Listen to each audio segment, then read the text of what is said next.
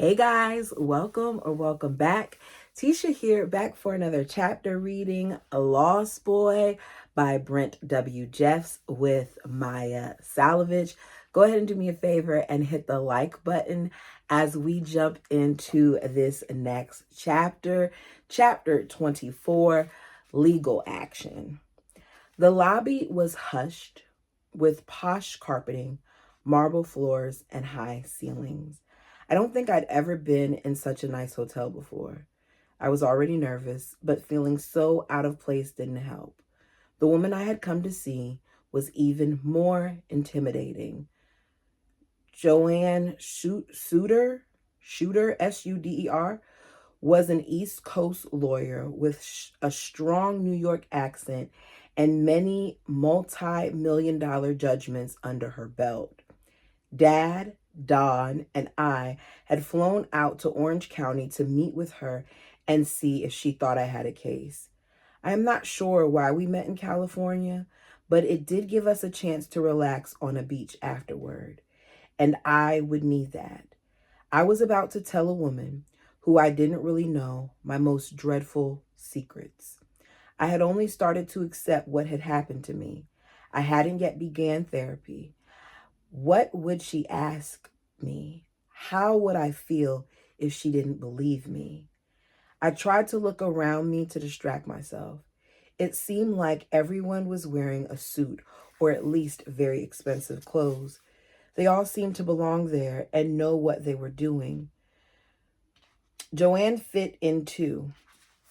She looked every bit like the high-powered attorney she was, wearing a crisp suit and small glasses. I felt awkward in my jeans and t-shirt. Joanne first told me about herself and her work. She had filed over 350 million in lawsuits against the Catholic Church for sexual abuse and had won many millions in settlements for her clients. She had been among the first to take on abuse cases against priests and was the force behind these suits against the Archdiocese of Baltimore. You go, girl. You go, girl. I got to say it because yes, not that money does anything. Let's be clear. It doesn't erase things. But holding these people accountable, making them pay some time, hopefully, because they get, time in jail, but also hitting them in the pockets where it hurts them, you go, girl. I didn't know much about Catholics or their church, but I did know it was a huge religion and the church was wealthy and powerful. Joanne certainly had the qualifications needed to sue Warren and the FLDS. I think she was trying to impress me, but I was unused to such powerful people, so I actually felt more shy. And as I listened, a wave of shame came over me.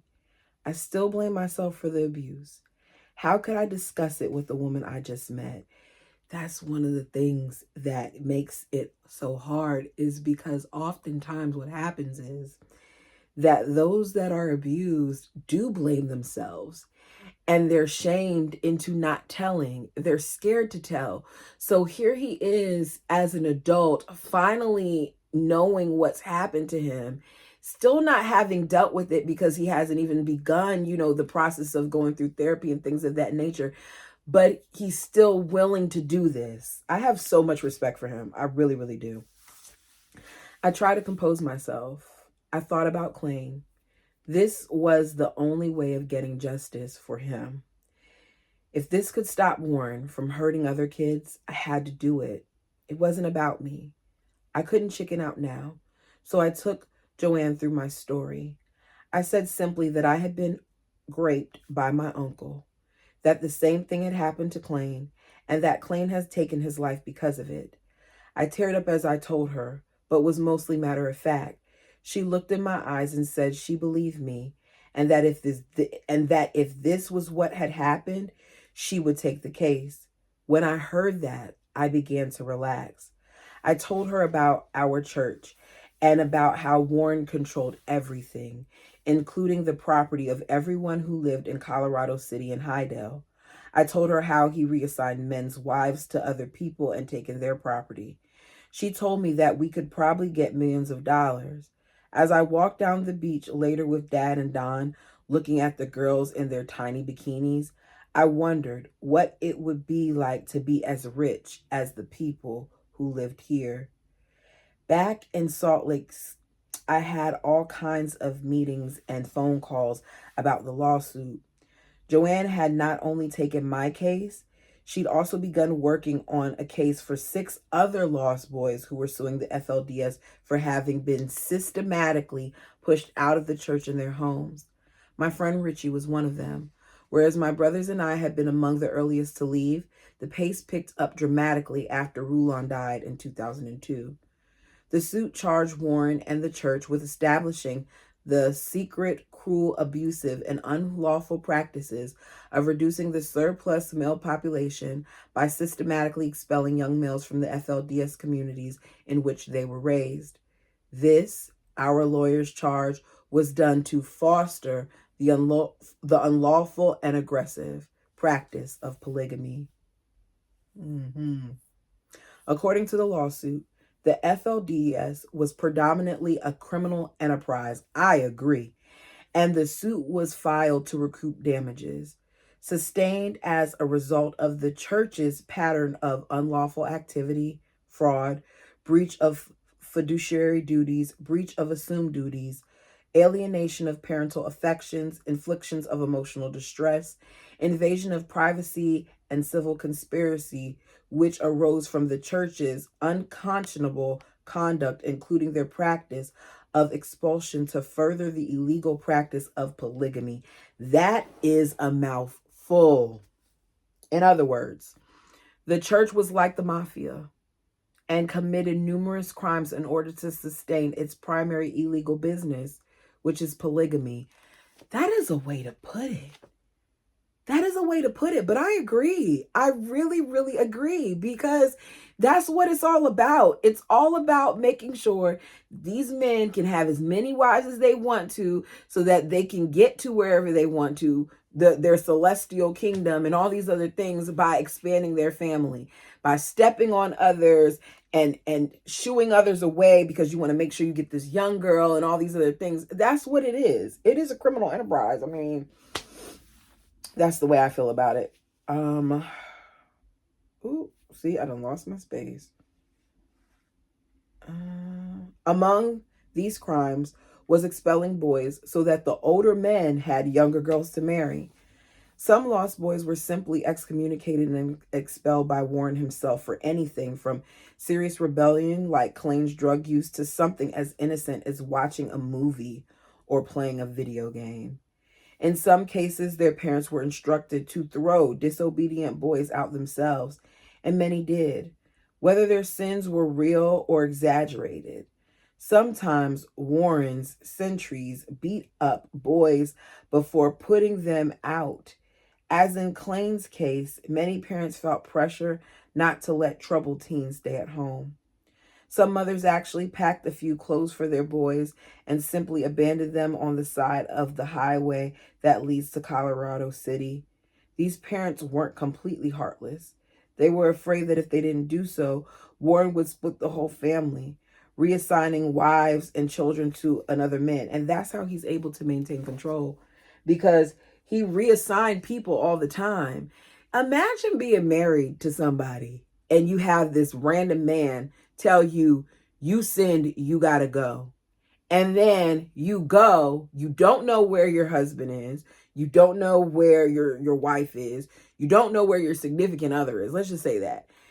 You don't know where your significant other is. You don't know when you're going to get to see your significant other again. You don't know if you are able to come back. And when you do come back, if your significant other is going to be with somebody else or not. That's what he did. I'll never be able to wrap my mind around that he was able to have so much power with these people that he can separate families. I'll never be able to. Many moms cried as they drove their sons out of town. It was a horrible calculus, But many parents felt that losing one family member was better than losing everyone. The Diversity Foundation estimates that over the years, nearly 300 families have been split in this way, affecting thousands of children. Some of the women who have left said that they began to feel like prostitutes. Wow, being moved from one strange man to another. My goodness. My goodness. Because you're moving them, you're telling them they're reassigned to this other person, and then immediately that other person gets to have their way with the woman that just got reassigned. It's not right. It's not right. It's just not. With the constant preaching about the apocalypse, the threat of family dissolution, and the increasing restrictions on any kind of enjoyable activity, another group of boys simply chose to leave. They saw the writing on the wall. Warren and the church leaders were taking more and more young women for themselves. Like my dad, these lost boys basically chose to say, "You can't fire me, I quit." Our hope with the Lost Boy lawsuit and my case against Warren was to provide more help for the boys who came after us, offering them guidance and a visible path to a normal life. Unlike most high school dropouts and other teens with drug and mental health problems, lost boys usually have the added issues of being rejected by their families and community and being expelled from a strict and controlling religion. Most runaways are not worried that their choice to leave home condemns them to eternal damnation. Services aimed at dropouts, addicts, and runaways don't have the capacity to help them with these issues, and we wanted to change that. It was a gray, rainy day when I visited our old compound with Greg, who it looked pretty much the same as it had when I'd left, but now my grandfather's house and the Alta Academy building were occupied by a charity that sheltered patients awaiting heart transplants. Wow. The patients stayed in the Prophet's former home. I felt like I might need a new heart myself after the visit. Greg was now one of my attorneys. He and his brother Roger had been hired by Dan Fisher as local counsel to work with Joanne. When lawyers are from out of state, they have to hire local counsel if they haven't passed the bar in the state where the case will be tried. Sometimes, even if they are qualified in that state, they do this anyway because local counsel will know the judges and any regional quirks of the legal system better than the people from out of town. As Greg and Roger became more involved in the case, they began to have differences of opinion with Joanne. These were ultimately resolved by having her withdraw and Greg and Roger take over. Oh, wow. Wow. Okay. By the time I met Greg, I told my story several times to Jody, to my parents, and to Joanne, but it never seemed to get much easier, and being back at the compound only made it worse. I took Greg through the now empty rooms of Alta Academy, describing my school days there and Warren. I showed him the meeting hall where Warren, Rulon, and Uncle Roy had preached. He was surprised by how small the meeting room was and how haphazardly built. He later joked that the church should have sent someone to architectural school, not just Dan Fisher to dental school. It was true that the FLDS tended to favor function over form. I also showed him those secret passageways which were purportedly there in case of a government raid on polygamists, but which I think Warren may have used at least once to take me to or from Sunday school classroom. I showed him the room where I had been baptized, and then I took him to that awful bathroom. I had to fight my desire to flee, but I stayed with it. Although I didn't actually cry, Greg could see how profoundly I had been harmed by what had happened there. I wasn't able to stay very long, but it was long enough to trigger nightmares. I think it was shortly after this that Jody insisted that I had to start my therapy immediately. Yes, Jody. Go on, girl. Let them know. Because this is going to bring up all sorts of feelings. Here's the thing. He hasn't even got to court yet where he's going to have to testify and all that other stuff. This is just what's happening through the process and being back in that place where he was hurt so many times. So she's right. He needs to go speak to somebody. Chapter 25, Getting Better. Dr. Larry Bell's office was in downtown Salt Lake. I was anxious, but I figured that doing something had to be better than doing nothing.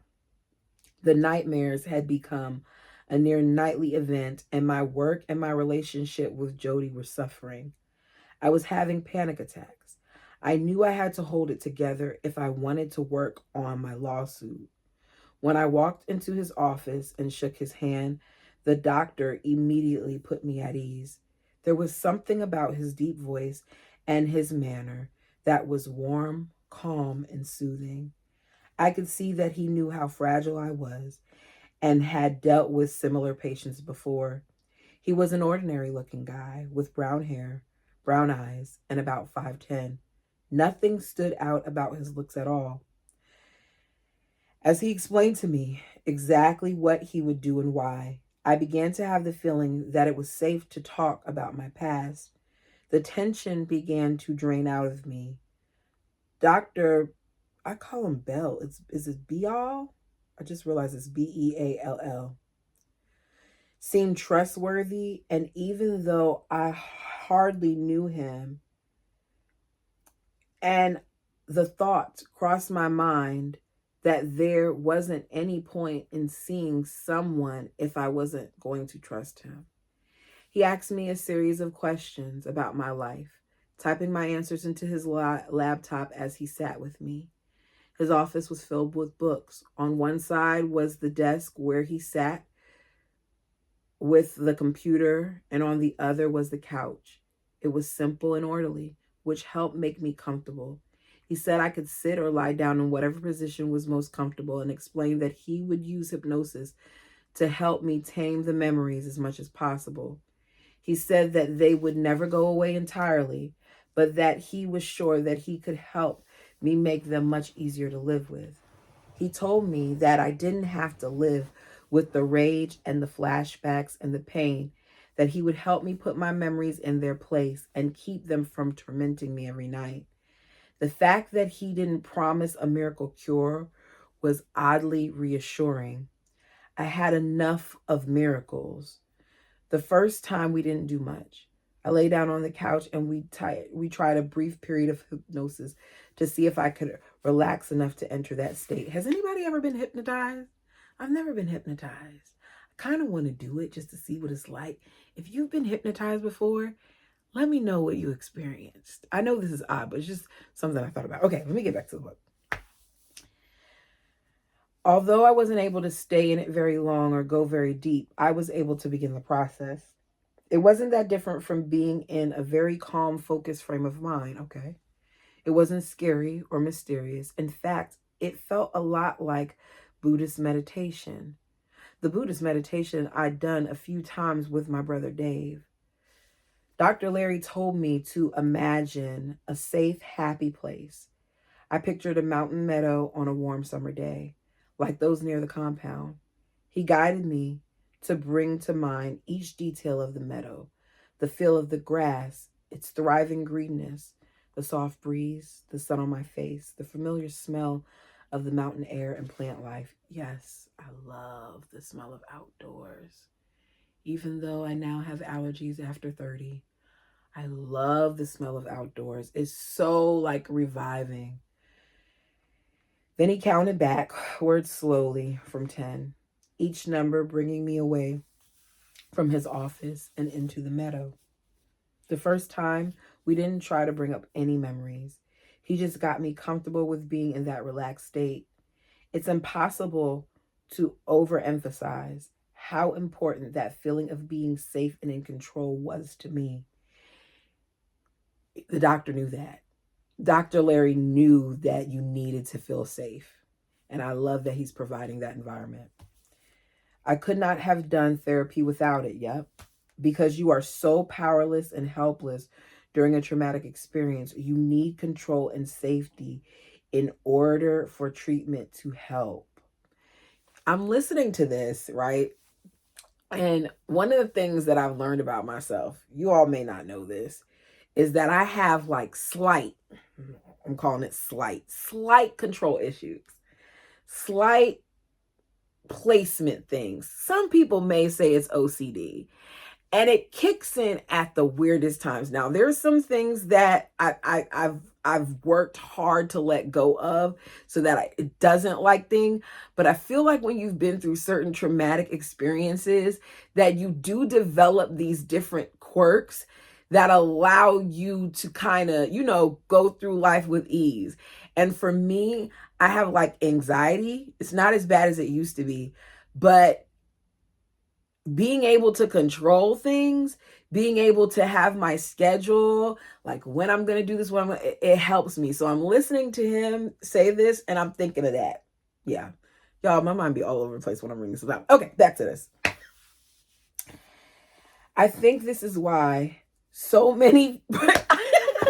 Y'all, I didn't even know this was the next sentence. And literally, I think this is why so many traumatized people become control freaks and get so angry when things don't go their way. Now, for me, I don't get angry. I get a little anxious, but I get what he's saying. All right. The feeling of loss of control recalls the traumatic memories. We try to correct that by taking control of as much of our environment as possible. This can be hard on everyone around us, as my wife and I both know well. To this day, I struggle to see that when I get angry over things like a messy house, I need to step back and realize that the urgency I feel is not related to my current life, but to my past. Later, I would work on managing my anger and learning to back off when I had, these reactions, just like my dad had done at the VA. When I came out of that first session, Jody could see that I was relieved by how it had gone.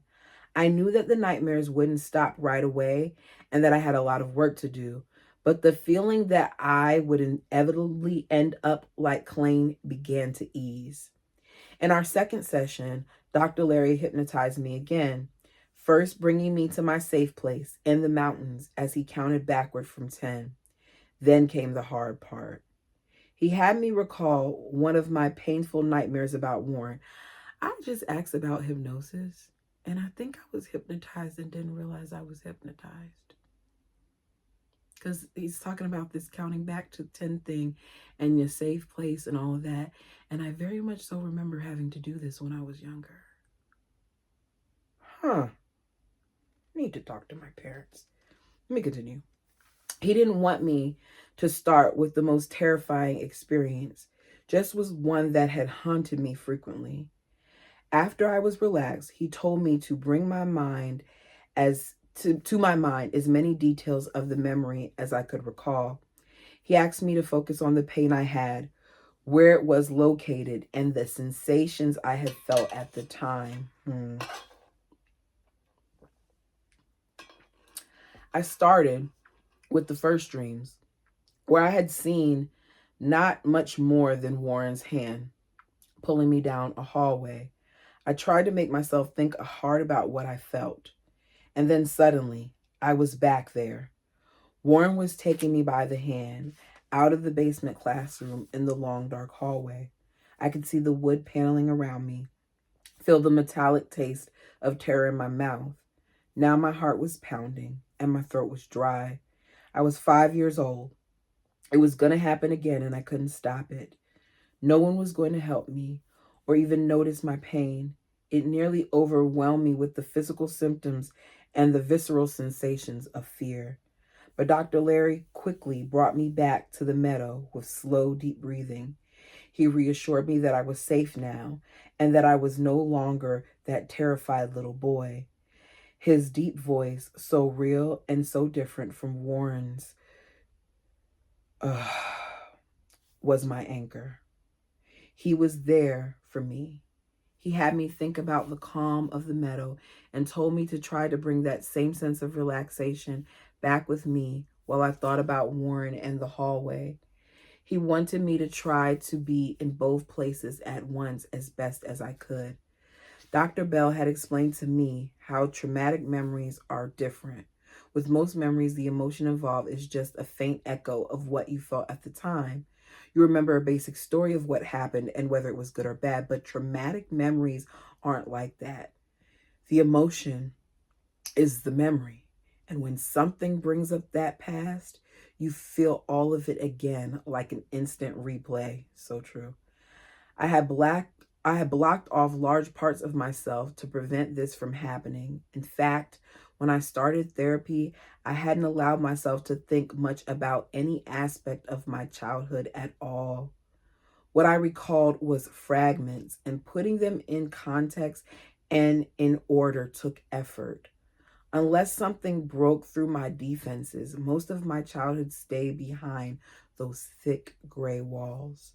But it took a lot of mental energy to keep it all back there, and Clayton's death and the events surrounding it had shattered my barriers. I was too exhausted to rebuild them.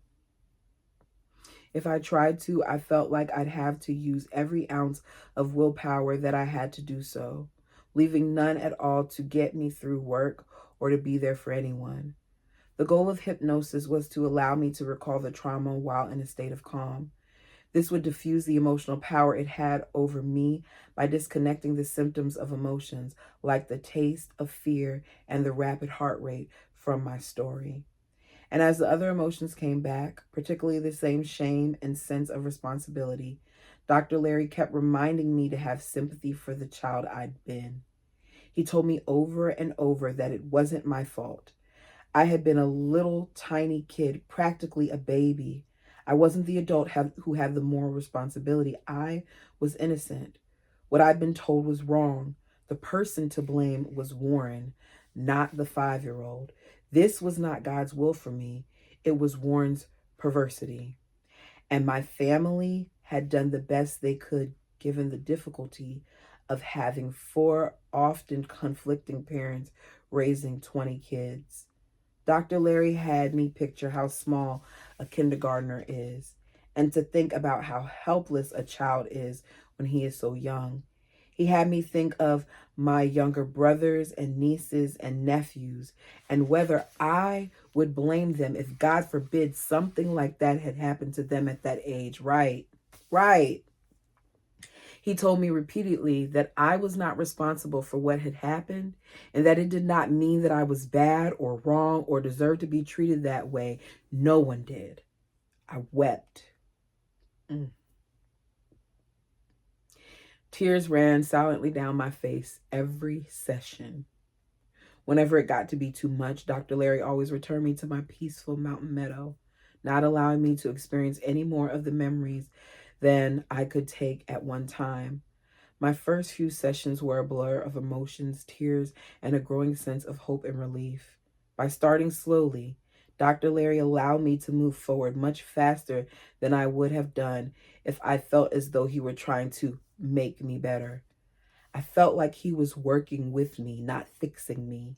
And I think that was an important part of why it worked. As I continued therapy, I learned more and more. We were trying to take the emotional charge out of my past to make it more like a normal memory and less like flashbacks where I was out of control and back in the trauma and powerless. This would be aided by repetition. By going back over the same scenarios over and over, they would bring loose their string. It's like when you see the same movie repeatedly. It doesn't move you the way it did the first time. Even if it's a great film, enough repetition will eventually make it boring, or at least you'll never have the same experience that you did at first. That's what we were trying to do to my memories, tame them so that I could move on. They might never make it all the way to boring, but just getting to a place where they didn't disturb my sleep would make a huge difference to me. You might think that the nightmares themselves would provide this repetition and the numbing effect, and that eventually I wouldn't find them so frightening since I had them so often and woke up safe in bed. But it doesn't work that way. When I re experience my memories in my dreams, it seemed to get worse with time, not better. It was caught up in emotions every night. I couldn't help it. There was very little thought or story, just feelings and smells and sounds and images. They were disconnected, disordered. I didn't realize until after I woke up that I was dreaming and that it wasn't happening again now. The physical sensations of fear and pain made my traumatic memories feel like new experiences. To protect myself, I'd split them off and my brain had kept them in a raw, unprocessed state because I'd been so young. Yeah, you dissociated. I hadn't even had the words to understand and make sense of the memories at the time. When I returned to them under hypnosis, however, I could diffuse my feelings by breathing and with Dr. Larry's calming presence and guidance. He tied me to the present. He kept me from losing myself in the strong emotion of the past and helped me replace the fear and terror with a new sense of power and safety. Dr. Larry also used imagery to help me master my memories. After I'd recall an experience and felt it fully in my safe place, he'd have me imagine putting the memory in a box, putting that box into a big black bag, and burning it afire. By picturing this step by step, I could make it seem real. That helped give the image power to burn away the memories. I sometimes had to do this many times with the same memory before it started to recede, but over time it worked. After the memory had been consumed by fire, Dr. Larry would have me leave that meadow and go to another one. There we would work on recalling positive memories of childhood to strengthen them and imbue them with greater emotional power. This would also help reduce the power of the traumatic experience. I would often think of those fishing trips with Dad and my brothers, of the times we were content lying on the trampoline at night, or if other fun times with extended family, or of other fun times with extended family and friends. These techniques may sound too straightforward and simple to be effective, and they certainly don't help if you do them just once or do them without enough support. Part of what had happened to Klain was that everything had been brought out too quickly when he was already very vulnerable because he was withdrawn from drugs. Yeah.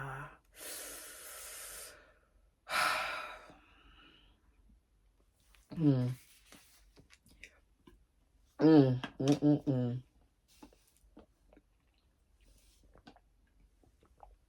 He hadn't been able to get the support and control over the process that he needed. But if you do hypnosis with visualization repeatedly and do it at your own pace with a skilled therapist who knows how to make you feel safe and will bring you back if it becomes overwhelming, it can be extremely helpful. I think Dr. Larry made a huge difference.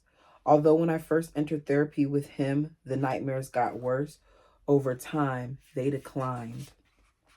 I stopped dreading going to bed.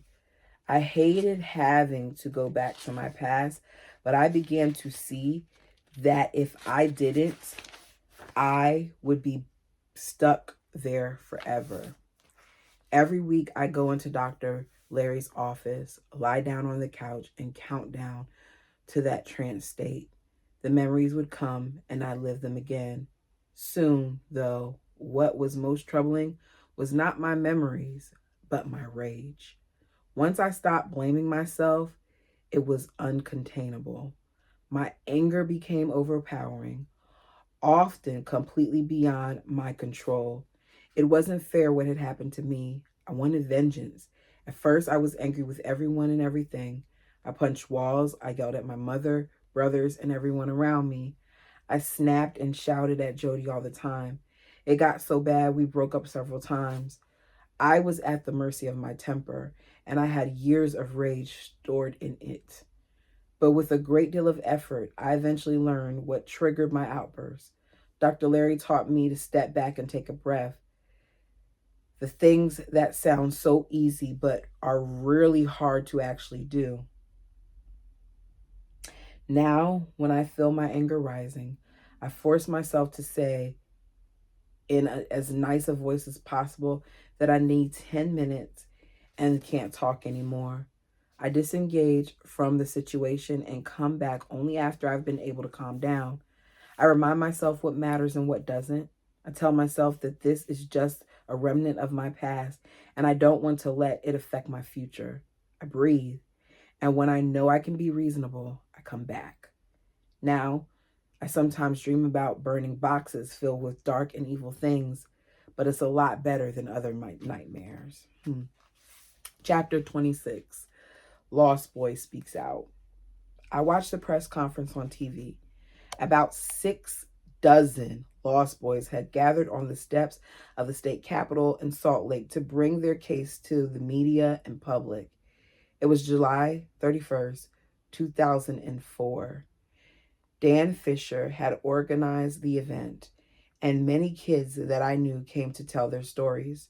Richard Gilbert talked about how when he was 16, he had been excommunicated for wanting to stay in public school when Warren ordered everyone in Short Creek homeschooled. Tom Steed discussed being expelled at 15 for watching Charlie's Angels. Davis Holmes, 16, told the media about having been run out of Colorado City at gunpoint by Warren's followers and living under a highway overpass afterward. Later, media coverage revealed that some Lost Boys had become prostitutes in Las Vegas. Wow. Wow. Wow.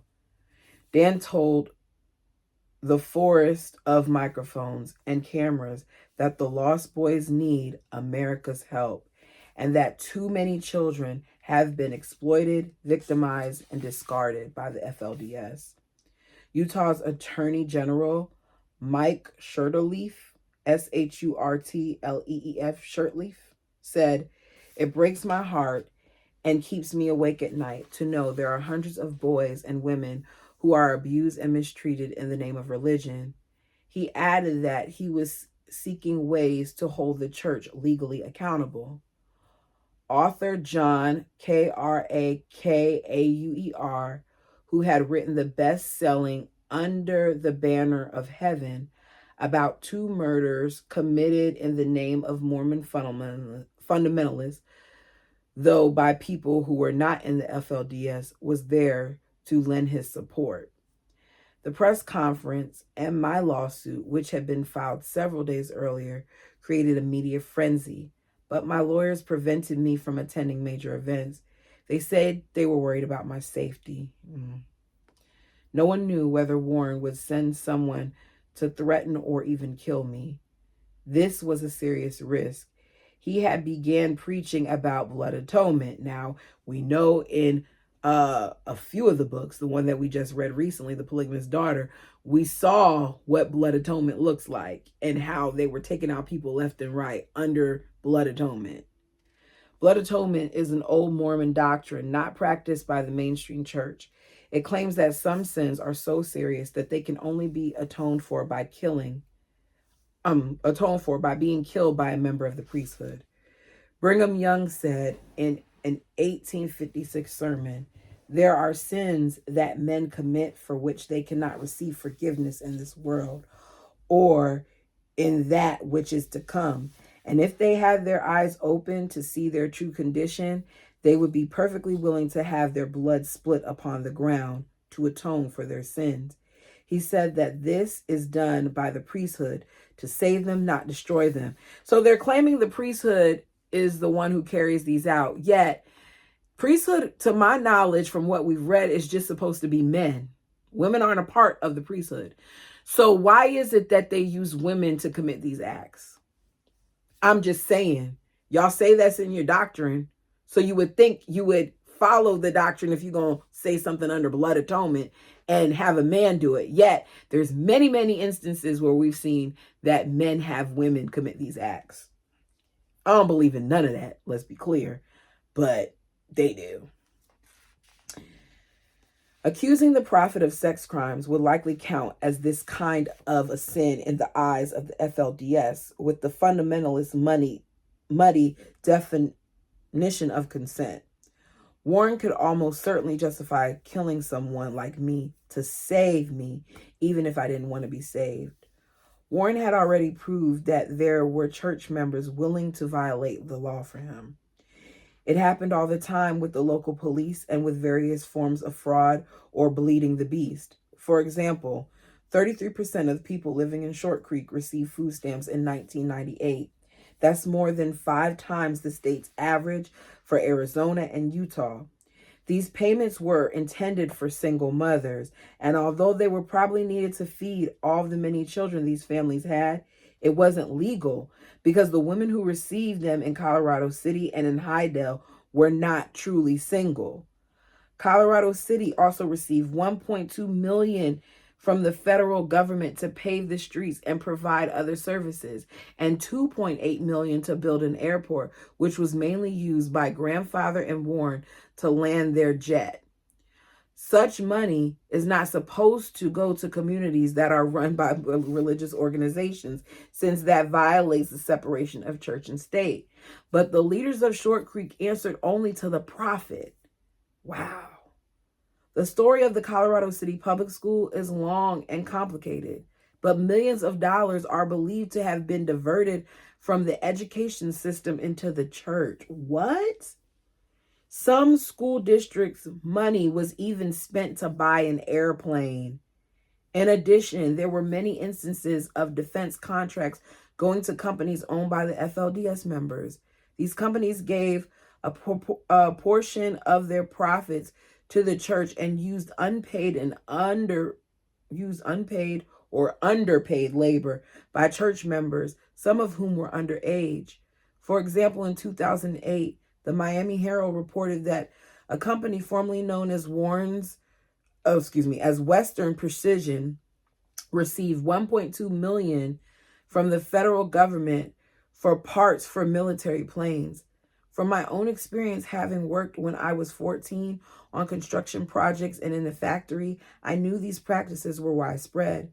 And other former members have sworn affidavits regarding their work for Western Precision. Of course, Warren had shown that church members were willing to go further than just violating financial laws. Many would give up their wives and children at his command. There were loyalists willing to die for him, and it was not improbable to believe that some would kill for him. In fact, there had been 2 sets of murders that had occurred in the name of blood atonement at the command of people who believed they were polygamous prophets.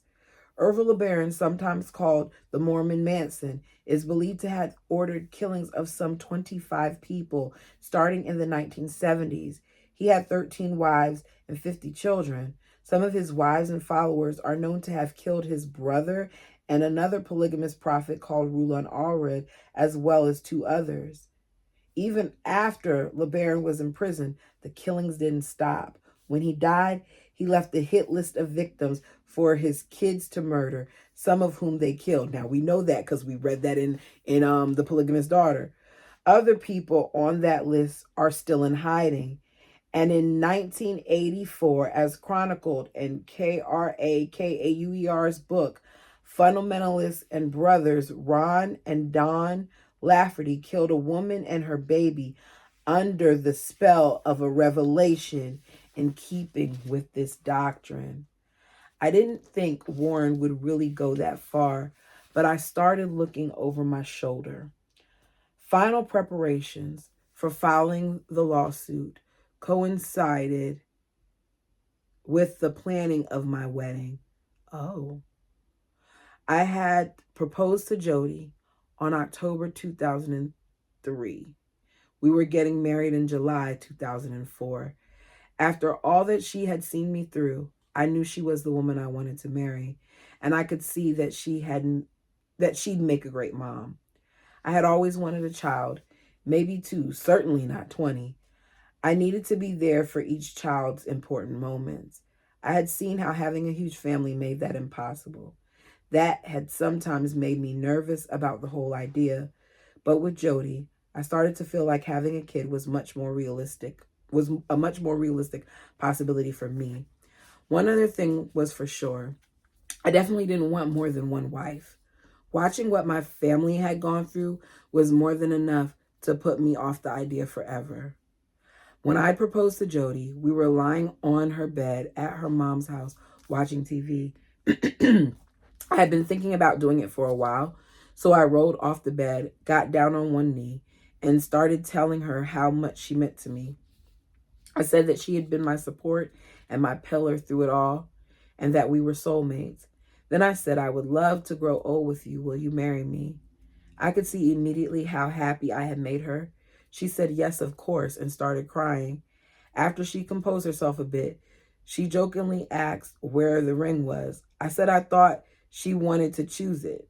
I sure had no idea what to get. So we went to the mall the next day. He proposed without a ring. Oh, and she still said yes. That's cute. My parents' lives were beginning to fall into shape around this time. After they left the compound, both Mom and Felicia had gotten their own homes. Dad continued to alternate his time between her family and ours, but Felicia continuously pressured my father to make a choice. Wow. Outside of the church, she was determined not to share her husband. In 2003, Dad moved in with her, leaving Mom heartbroken. He picked her sister. Wow. While Mom no longer believed in fundamentalism, she still believed deeply in God. She also still adored my dad, even though he had chosen to be with her sister. She prayed every day for an answer about their future. She didn't get the sense that the door was closed. She still felt deeply connected to him. And after Dad had been gone for a few months, she says she felt God guiding her to pick up the telephone to call him. She got him at work. This can't be over, she told him. And he said, you mean you would forgive me for what I've done? I've already forgiven you, Mom replied. Dad was thunderstruck. He told her that he decided to leave that day for California because things had not been working out with Felicia. He knew that he wanted to go back to Mom, but he had been afraid that even asking would be disrespectful. And that was that. I was glad to see them back together for my wedding. That speaks a lot to the love that his mom had for his dad, and also for her willingness to forgive, because I don't know if you choose someone else or if you had chosen another woman over me, I don't know if I would be that forgiving. Jody's father paid for the nuptials, and fortunately, I didn't have to do much of the planning. In fact, the only thing that I chose was the napkins. They were white with a silver flower and lettering saying Brent and Jody and our wedding date. We were married on July 10th on the patio of a golf course clubhouse.